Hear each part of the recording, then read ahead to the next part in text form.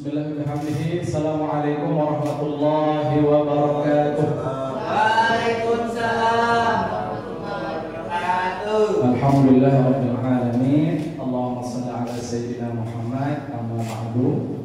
Yang sama-sama kita hormati, muliakan dan takzimi Bapak Kepala Sekolah Yarhamukallah rahimahullah rahmatal abrar, Bapak Ahmad Hanafi SPD.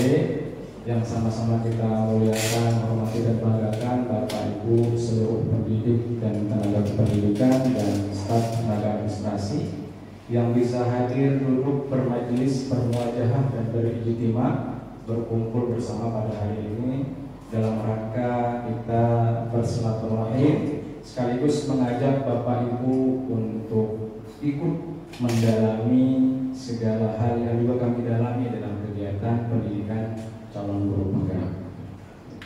Kemudian kita sama-sama mengucapkan tahmid alhamdulillahirabbil alamin.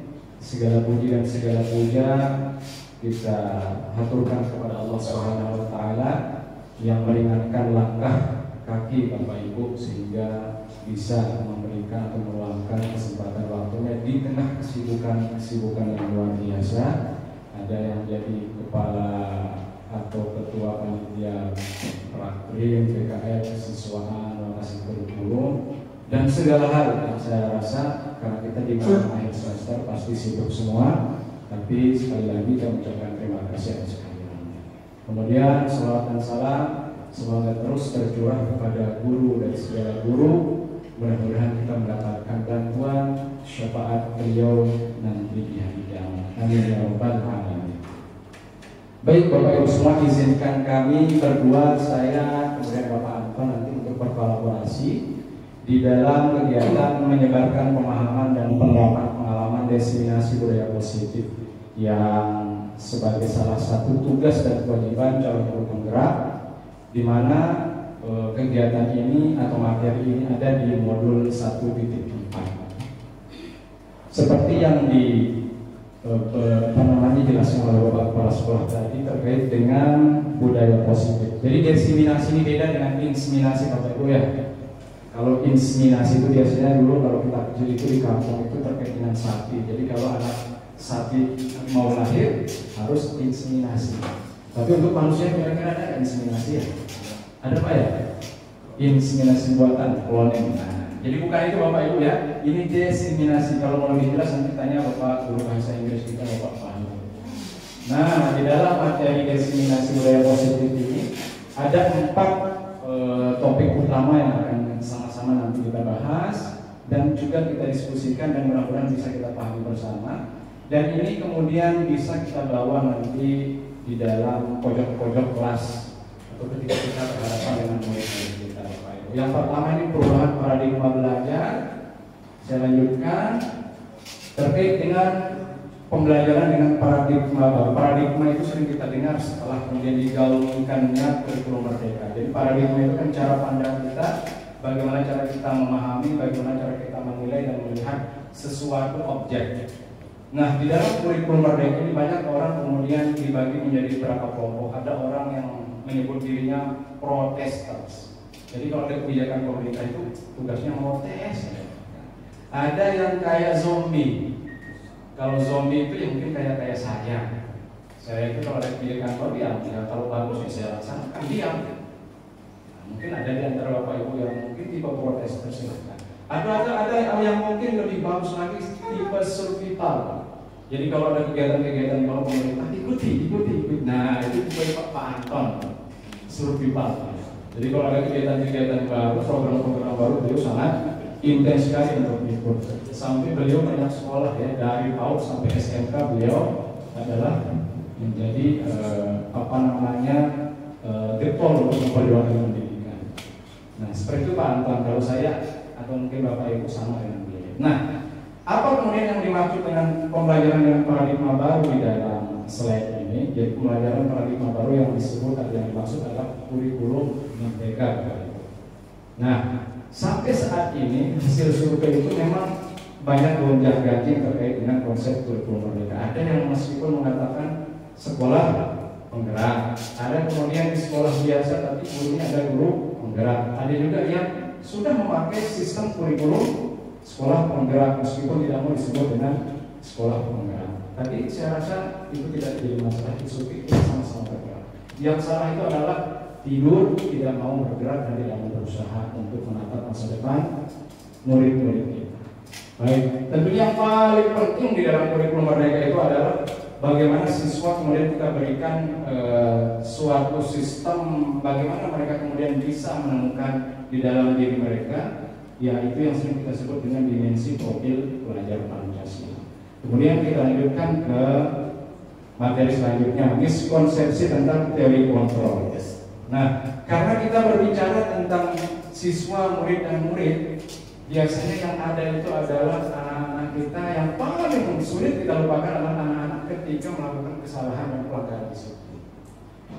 Dan di situ ketika kita melihat pelanggaran disiplin akan terbayang dalam benak kita adalah kita sebagai seorang controller, mengontrol siswa. Nah, kira-kira seperti apa konsep teori kontrol di dalam konsep pembelajaran paradigma baru Bapak Ibu? Baik. Jadi dalam benak saya mungkin benar Bapak Ibu, kita adalah seorang guru yang suka mengontrol. Makanya disebut ilusi guru mengontrol murid.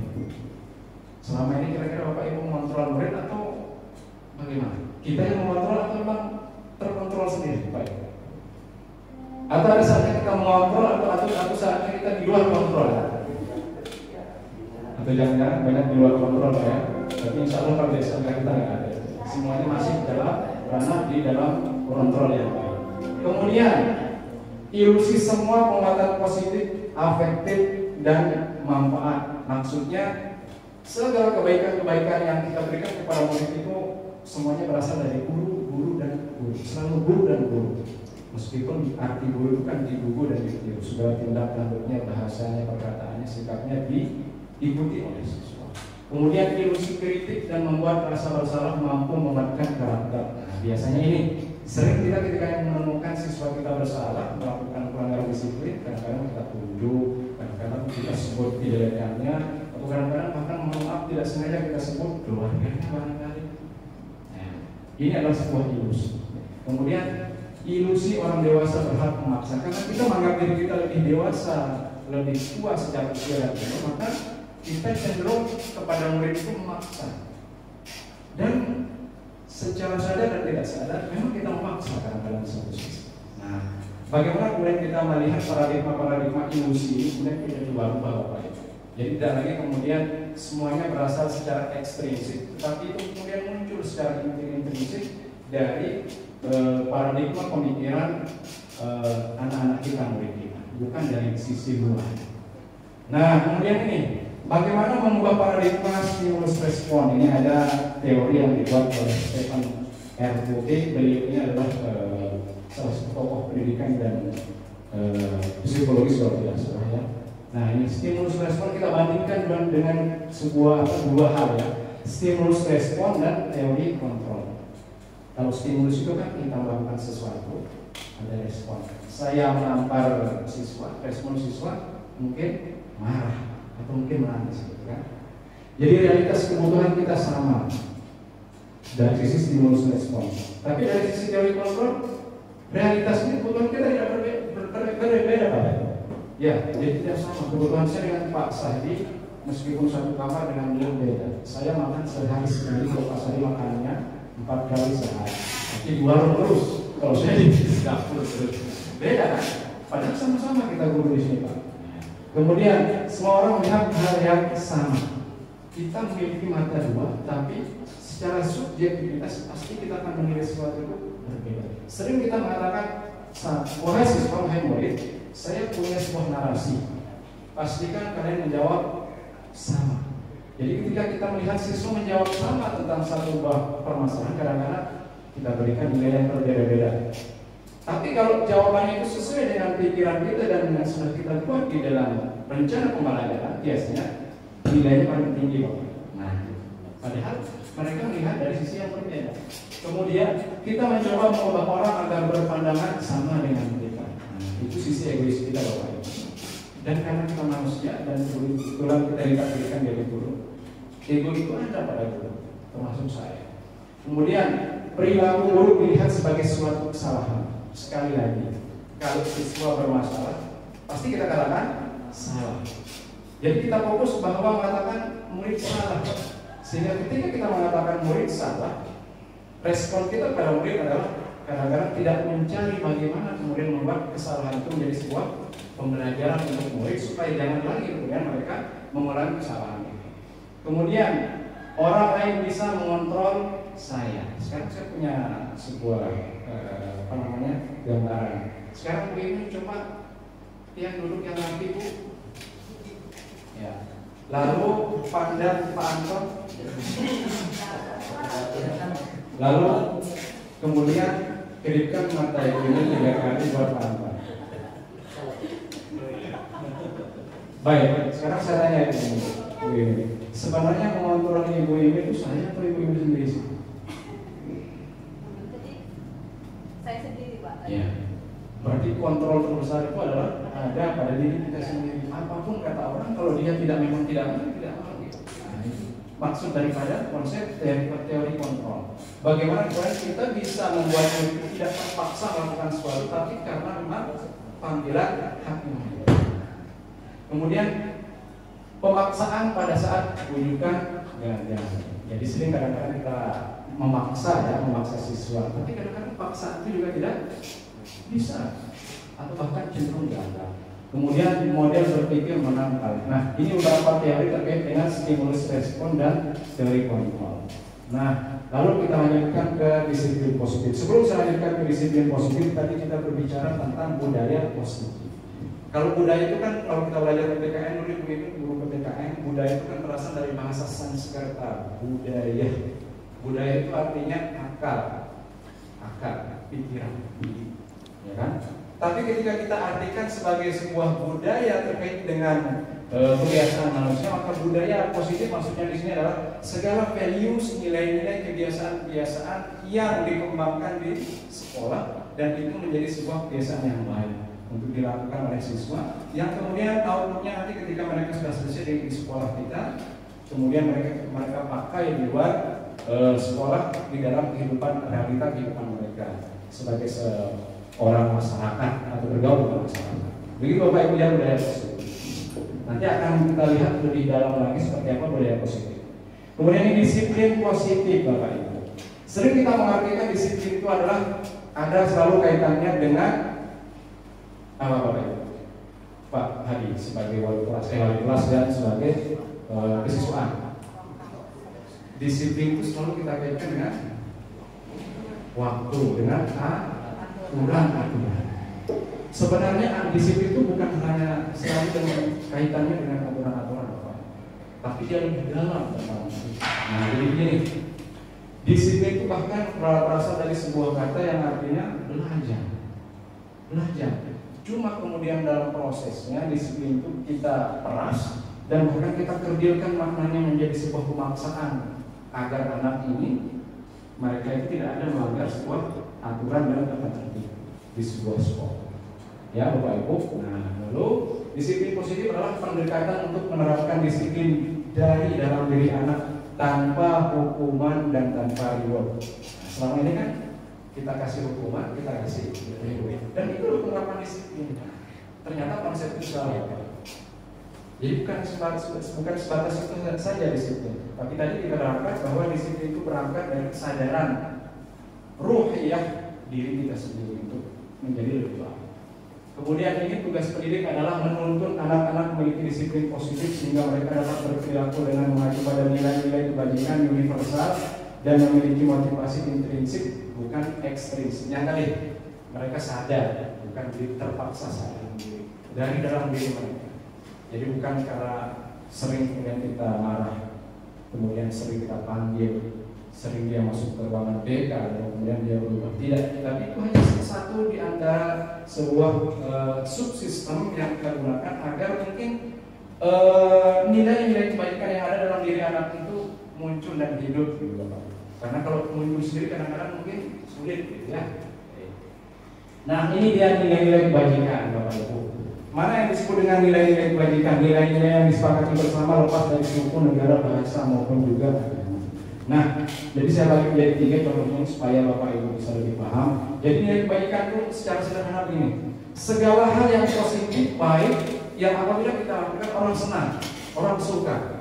Mau kemudian kita lakukan di Jepang, di Korea, di Israel, di Palestina, di Amerika, ketika kita lakukan orang suka, orang senang. Itu kebajikan universal. Saya datang tepat waktu. Senang nggak orang Amerika? Ya senang. Saya jujur, orang Amerika senang. Senang. Saya care dengan orang yang sakit. Orang Israel senang nggak? Orang Palestina senang. Karena itu kebajikan universal. Ya. Nah, cuma kita di sini membatasi kebajikan itu. Nah, kalau di Indonesia kan pendidikan kita sekarang menerapkan profil pelajar Pancasila. Maka nilai kebajikan yang dimaksudnya di sini nilai kebajikan yang hanya terkungkung di dalam profil pelajar Pancasila. Lalu kemudian ada ini IBO, saya tidak terlalu paham, tapi ini sebuah organisasi dan ini kaitannya dengan dunia vokasi ya, life skill.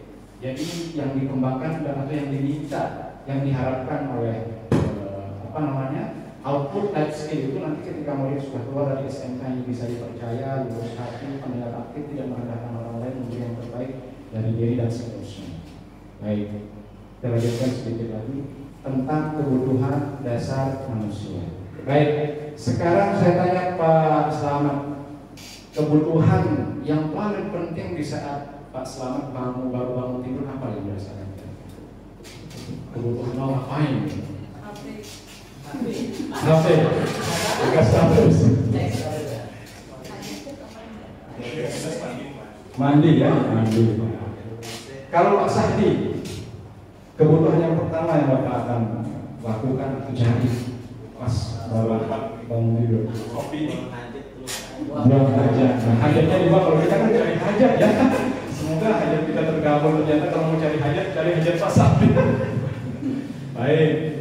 Kalau Bapak Hanafi baru bangun tidur apa kebutuhan dasar? Kopi, buka mata, situasi. Kopi, nggak langsung ke WC ya.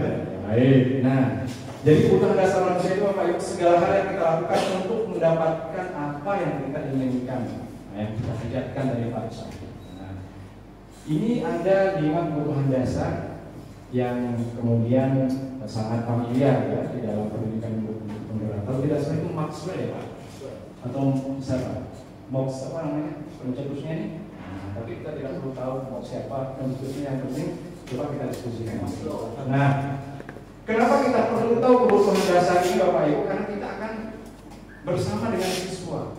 Ketika saya kemudian memberikan siswa itu sebuah pembelajaran, kemudian ketika kita menyuguhkan sebuah menu, saya tidak akan memaksa ibu-ibu nggak suka makan durian. Ketika saya suguhkan durian, maka durian yang saya beli sama Pak Arifin mubazir. Akhirnya ke ruangan Bapak sekolah. Kita sebagai guru harus tahu kebutuhan dasar siswa, nggak kemudian semena-mena kita mengajar, menyampaikan materi begitu saja gitu kan. Tapi tidak tahu kebutuhan siswa kita yang itu beda-beda Bapak. Makanya disebut dengan pembelajaran berdiferensiasi. Nah, kebutuhan yang pertama adalah kebutuhan untuk bertahan hidup. Semua orang, bahkan semua makhluk, kebutuhan dasarnya pertama adalah bertahan hidup. Buktinya tadi Pak Slamet saya ajak, Pak Slamet kita mulai sebentar lupa saya makan. Nanti beliau sedang mempertahankan diri untuk mendapatkan survival kebutuhan hidup, bertahan hidup. Kalau dia belum sarapan, dia nggak tahan duduk di sini, gitu kan? Kemudian cinta dan kasih sayang. Saya jujur sudah 40 hari lebih di sini. Salah satu kebutuhan dasar yang kayaknya sedang hilang dari diri saya adalah ini salah satunya. Cuma ternyata kasih sayang itu tidak kemudian kita dapat terima melalui lewat pasangan kita. Buktinya Bu ini masih hidup. Ibu ini masih hidup dan senang-senang tersenyum saja. Ibu Marisna, Ibu ya selamat. Tapi kita perlu juga dengan kasih sayang. Kalau kawan-kawan tidak suka sama saya, tidak senang dengan saya, mungkin Pak Sadi tidak mau tidur di rumah dinas dengan saya. Mungkin dia akan buat rumah dinas yang lain lebih bagus. Tapi beliau punya cinta kasih dan sayang. Kemudian kita juga punya kebutuhan dasar kebebasan. Saya dengan Pak Anton mau bebas lah. Pak Anton dengan Toyotanya, saya tetap dengan seragam sekolah saya. Tapi bebas, dulu mau bebas. Apa belum bebas? Ada hal yang membuat beliau bebas tidak memakai ini. Oh mungkin bolong, oh mungkin rusak, oh mungkin ketinggalan di rumah. Bebas. Nah, itu yang kadang-kadang kita kerja. Bebas itu apa? Kemudian kesenangan. Senang nggak kalau kemudian Bapak Ibu hari ini kita selesai kegiatan ini sama? Nah, senang. Karena itulah kebutuhan. Kemudian kekuasaan. Oh nanti Pak Hanafiah setelah Bapak selesai jadi kepala sekolah nanti insya Allah Pak Anton akan naik. Mau Pak Anton? Kalau ini Pak saya mau jangan. Semua kita punya potensi karena itulah kebutuhan dasar kita semasa. Nah sekali lagi, nah ini sekarang kita, nah ini contohnya tadi ya. Nah tapi coba Bapak Ibu ulangi dulu nih kebutuhan dasar kita. Saya ulangi dulu pertama, bertahan hidup, cinta dan kasih sayang, kebebasan, kesenangan dan kekuasaan. Nah sekarang saya akan coba dilekat di dalam contoh. Nah ini contohnya ini. Pak Arif Hadi, guru wali kelas 11 TKRU di SMK 1 Sungai Pinang. Benar Pak? Ya, berarti bukan ilusi, ini fakta dan fakta. Sedang bingung menghadapi ulah salah satu murid di kelasnya. Nah, ada seorang siswa namanya Ricuh.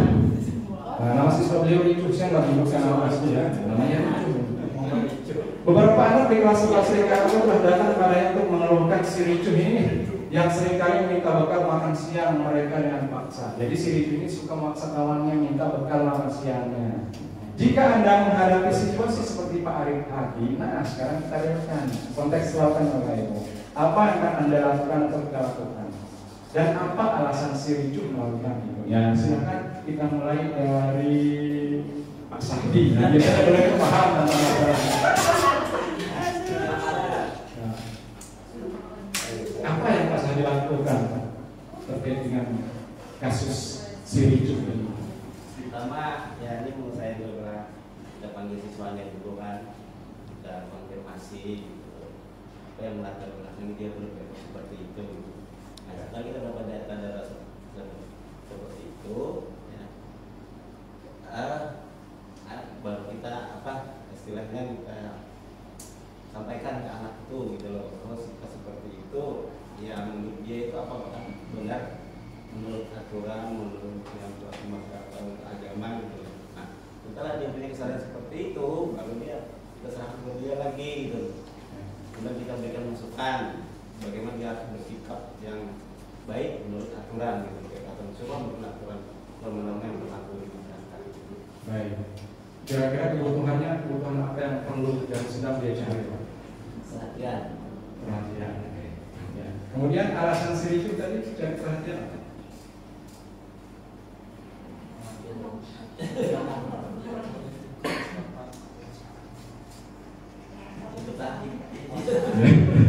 Baik, itu dari perspektif guru BK. Sekarang ini perspektif siswa. Nah, sekarang Pak Hadi punya siswa langsung dulu. Nah, bagaimana kira-kira itu?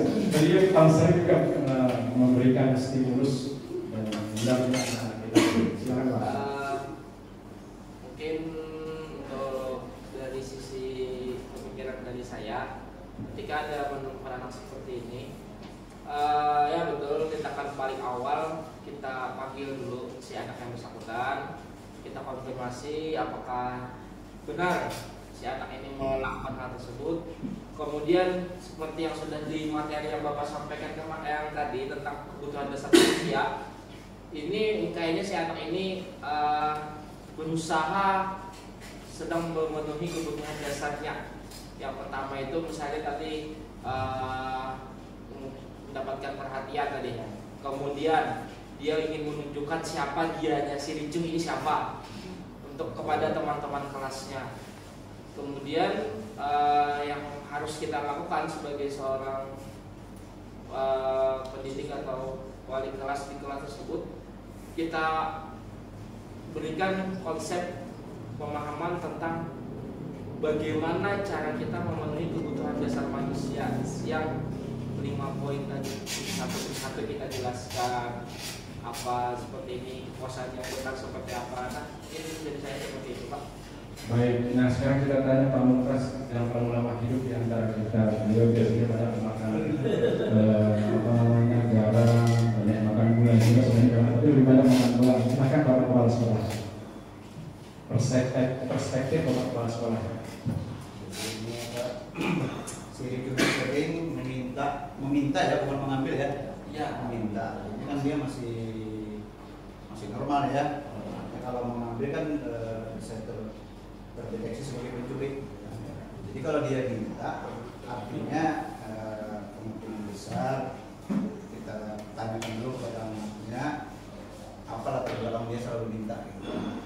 Atau mungkin sebab karena dia tidak bawa bekal, atau bekal dibawa tapi kurang, atau bekal yang dibawa lauknya tidak disenanginya, bekal yang dibawa kawannya lebih disenanginya misalnya. Jadi perlu kita menelusuri juga penyebabnya. Sehingga kalau kita tahu sebab kenapa dia sering minta itu, maka bisa kita mencari solusinya Pak. Seperti seorang dokter mencari penyakit lah, ya kita bisa cari obatnya. Jadi memang benar ya, Pak Hadi tadi itu adalah sebagai bentuk lima dari bertahan hidup ya.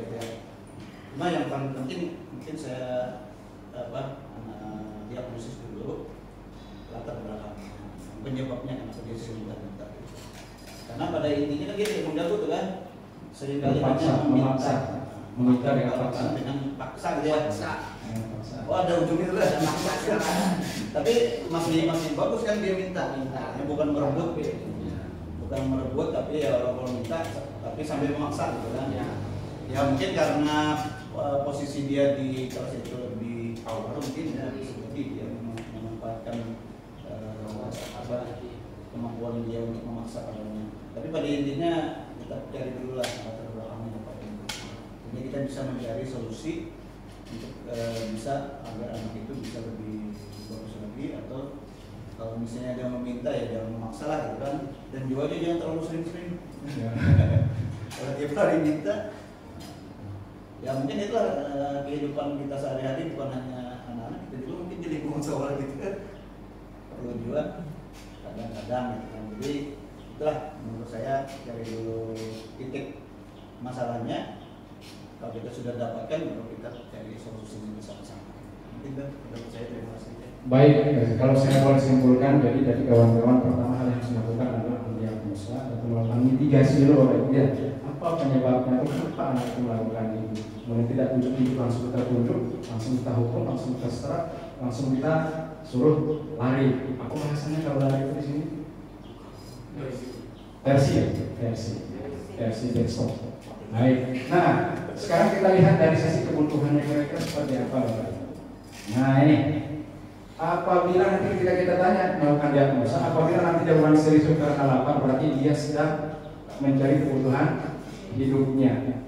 Dia mungkin belum makan, belum sarapan, atau sarapannya cuma setengah piring, datang sekolah lapar tidak tanya.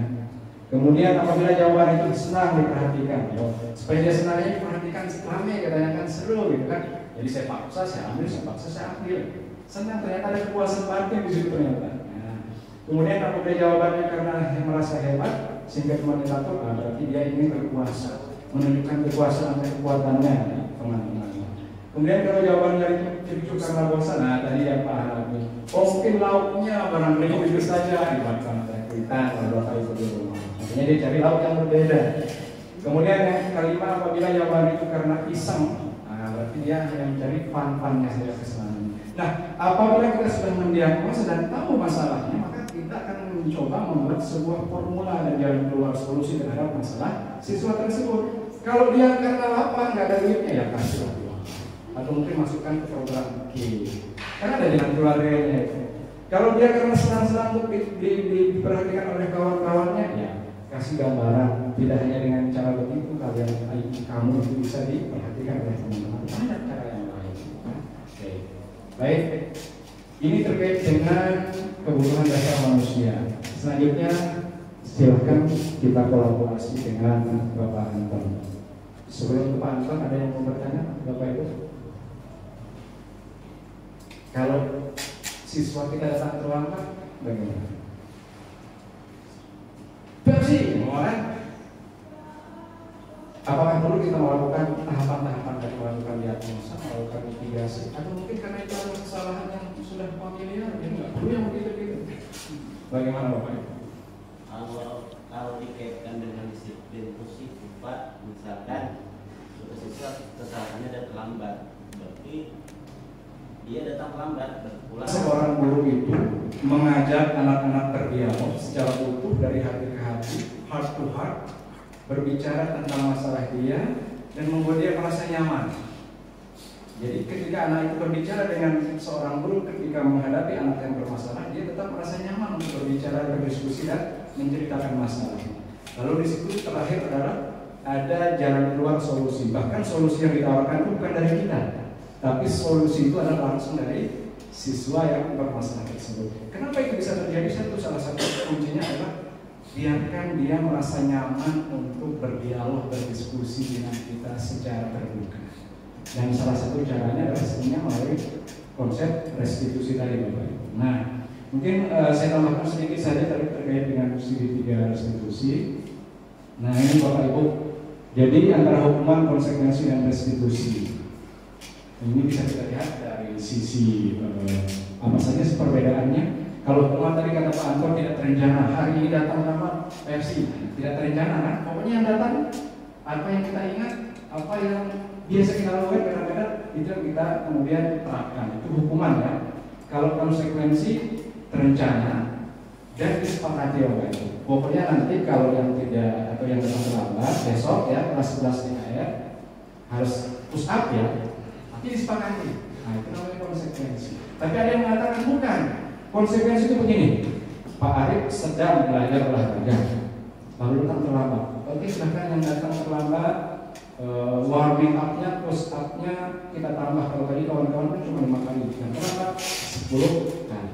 Itu hukuman atau konsekuensi oleh?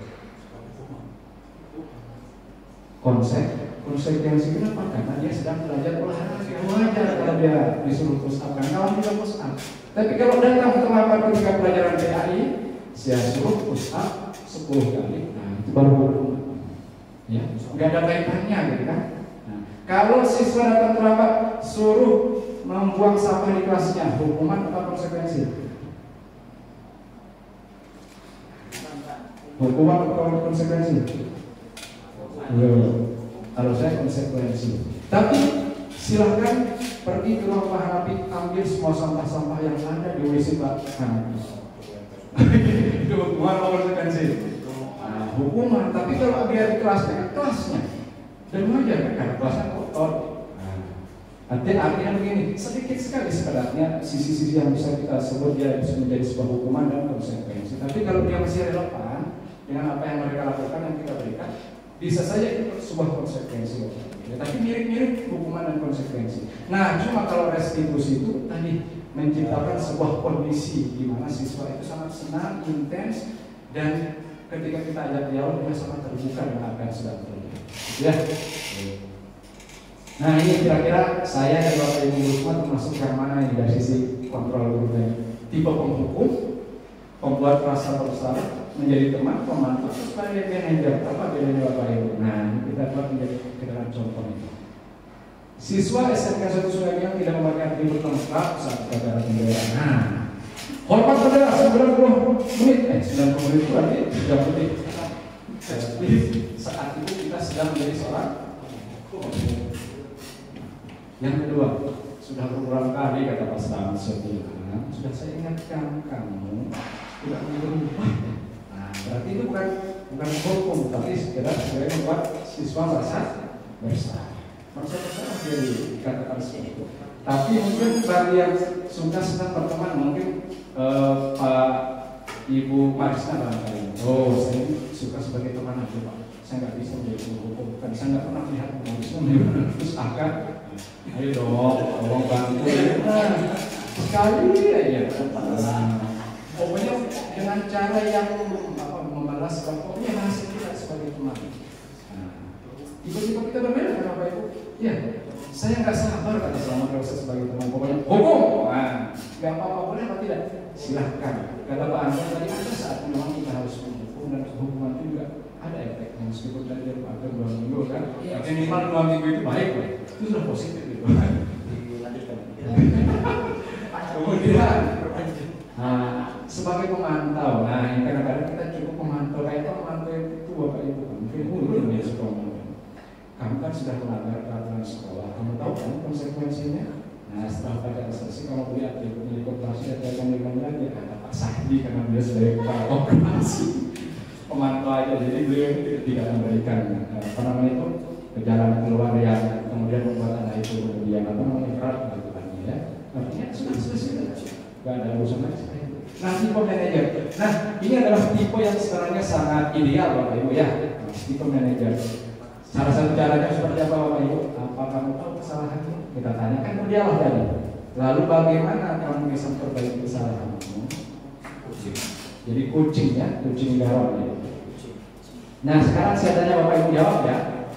Saya sangat kecewa sekali dengan kamu. Kira-kira tipe yang mana ya? Penghukum, pembuat rasa bersalah, teman, pemantau. Nah, pembuat rasa bersalah. Ibu-ibu, saya membuat seperti itu. Saya sangat kecewa sekali dengan kamu. Membuat siswa merasa bersalah. Baik, Najwa, kamu tidak pernah benar dalam mengerjakannya, kata Pak Anton. Di apa ini? Tergantung apa namanya, tergantung kita intonasi sih. Kalau seperti ini tergantung kita intonasi. Ya, karena ini bahasa tulisan Bapak. Ya, bahasa tulisan. Nah, jadi kalau memeras kayak itu bisa jadi teman. Nah, Tapi kalau dengan nada tinggi ya. bisa membuat rasa bersalah. Apa rencana untuk menyelesaikan masalah? Sering manajer. Nah, manajer ya. Selalu bertanya tentang solusi ya. Tidak menambah masalah. Ayolah, lakukan lagi Bapak ya.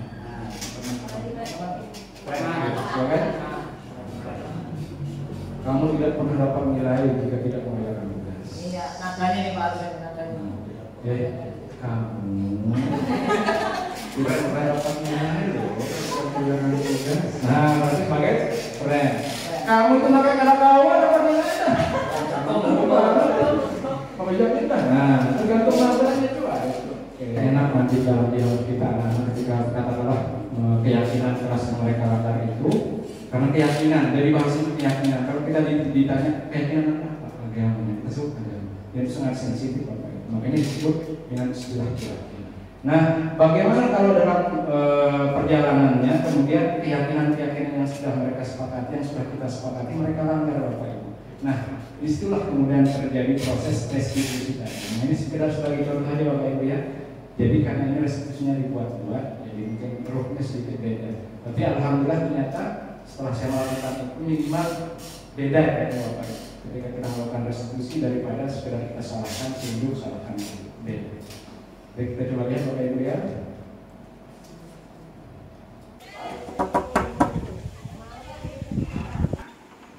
Assalamualaikum Pak, boleh saya izin masuk kelas?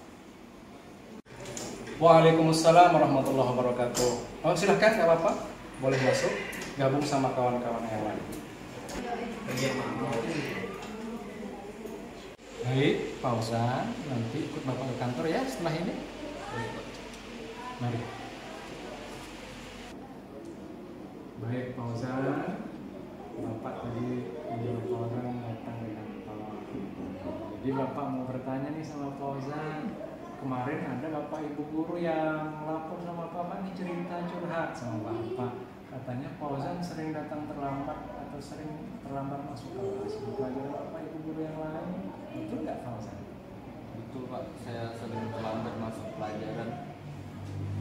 Berarti bukan di pelajaran Bapak aja Fauzan datang terlambat? Iya Pak, bukan hanya di pelajaran Bapak saja.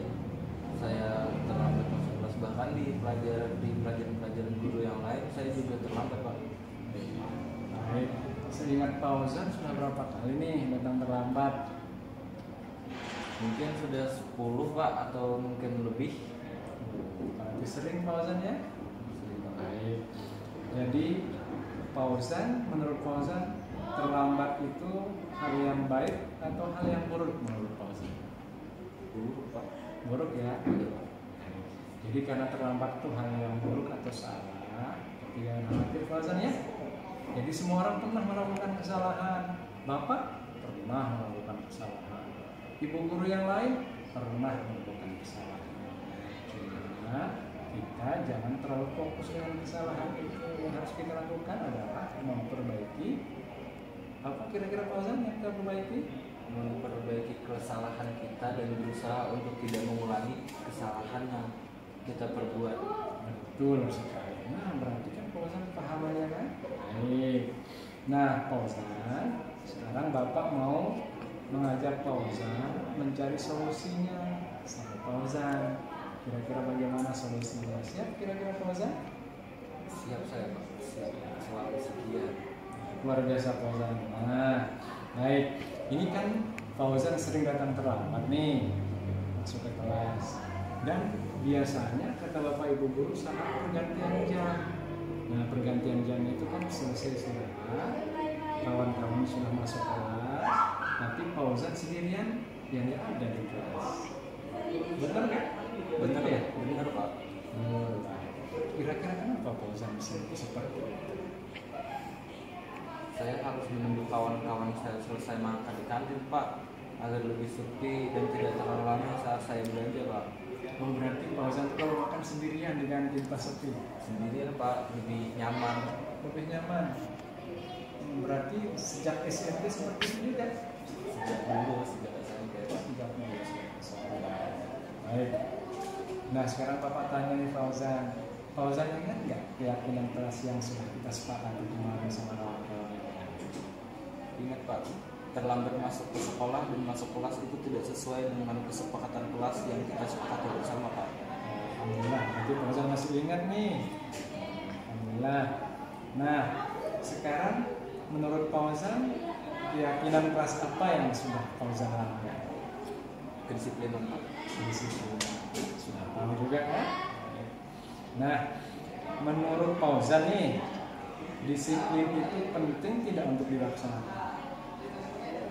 Sangat penting Pak, karena selain dapat menghargai waktu akan menjadikan kita terbiasa tepat waktu dan menyelesaikan suatu masalah. Betul sekali, Bapak setuju? Biasa. Jadi menghargai waktu itu sangat penting. Kemudian banyak juga tadi manfaatnya kata Fauzan ya kan? Nah, seperti tadi kita dapat menghargai kawan-kawan atau orang lain di sekitar kita ya kan? Terus kita bisa menyelesaikan semua pekerjaan kita juga dengan tepat waktu supaya tidak menumpuk, ya kan? Kemudian kita juga dapat melatih nih dan membiasakan rasa kepedulian. Nanti pas Fauzan kelas 11, Fauzan akan magang PKL, praklinik, bertemu dengan orang-orang di perusahaan-perusahaan besar. Nah, kalau Fauzan terbiasa sendiri tidak bisa bekerja sama, nanti orang akan mengatakan kita sebagai orang yang tidak mau berinteraksi dan berkomunikasi. Kurang lebih Fauzan kan? Ya, baik. Iya Pak, saya minta maaf dan sangat menyesal sering datang terlambat masuk ke kelas. Saya berjanji Pak tidak akan mengulangi kesalahan seperti itu lagi. Baik, Bapak sangat senang sekali mendengarnya Fauzan. Jadi meminta maaf itu adalah sikap yang sangat baik Fauzan. Jadi menurut kamu apa yang akan kamu lakukan supaya nanti kamu tidak datang terlambat lagi ke kelas? Saya akan makan di kantin tanpa harus menunggu kawan-kawan saya pergi dari situ Pak, agar saya tidak lagi terlambat masuk ke kelas. Baik, berarti Fauzan sudah menemukan solusinya kan? Iya. Iya. Nah, nanti Bapak akan kerjasama dengan kawan-kawan Fauzan di kelas, juga sama Bapak Ibu juga nanti di rumah, supaya nanti bisa memberi Bapak informasi tentang kegiatan aktivitas Fauzan juga di rumah, sehingga nanti Fauzan tidak lagi makan di kantin sendirian, tapi memanfaatkan waktu istirahat untuk makan bersama teman-teman. Baik Fauzan, silahkan boleh kembali lagi ke kelas. Baik, terima kasih Pak. Nah, jadi tadi kan konsep restitusi itu adalah mendampingi anak, bertanya kepada anak dan berdiskusi dengan anak. Jadi Fauzan ini kisahnya ini terlambat datang ke sekolah di saat jam pembelajaran pertama. Bukan jam pembelajaran pertama, tapi di saat pergantian jam. Jadi dia itu di saat pergantian jam selalu datang terlambat. Kenapa itu bisa terjadi? Nah itu yang kita gali. Dan tidak hanya pelajaran saya saja, tapi semua mata pelajaran di saat jam istirahat. Ternyata kasus Ozan ini adalah dia selalu datang terlambat. Dia anak yang pemalu. Dia nggak bisa gabung makan dengan kawan-kawannya di kantin. Jadi dia tunggu dulu kawan-kawannya habis di kantin baru dia makan. Nah, saya tanya ternyata itu sudah berulang sejak SMP katanya. Itu bisa menjadi dulu pernah sering dibully, sering dibilang apa, akhirnya membuat karakter dia menjadi seorang yang introvert mana ya. Dan alhamdulillah ternyata saya sudah tahu masalahnya, kisahnya. Lalu kemudian di akhir itu nanti dia kemudian kita tanya kira-kira solusinya supaya ini tidak terjadi lagi seperti itu.